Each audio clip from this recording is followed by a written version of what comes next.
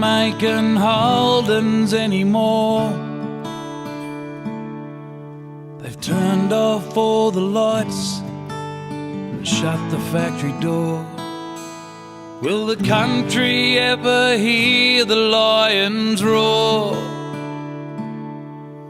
They won't be making Holdens anymore. The first one I recall was white and grey, a special, not the Prem, an old EH.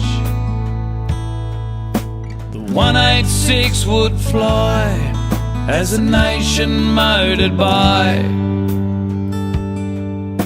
There won't be classic Holdens anymore. Me mother bought a Trana spanking new, Caribbean turquoise, kinda green, kinda blue. Velour on the seats and a Stromberg 202. There won't be family Holdens anymore. They won't be making Holdens anymore.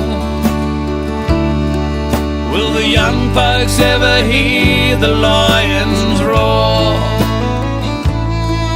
as they're taken on the mountain or a Sunday family outing?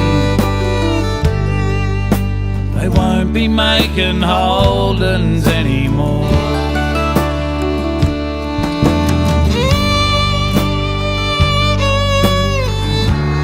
Here he comes, Peter Brock comes across the line to win the 1984 James Hardy 1000. My first love, a metallic gold LJ. Some thieving mongrel came and stole away. Houndstooth bucket seats and the 4-speed on the floor. They won't be racing Tranas anymore. My automotive lust became a van. The love was true, a boy became a man. With red crushed velvet buttons and a mattress on the floor. There won't be love in Holdens anymore. They won't be making Holdens anymore. They've turned off all the lights and locked up all the doors. And what about the people who work the factory floor?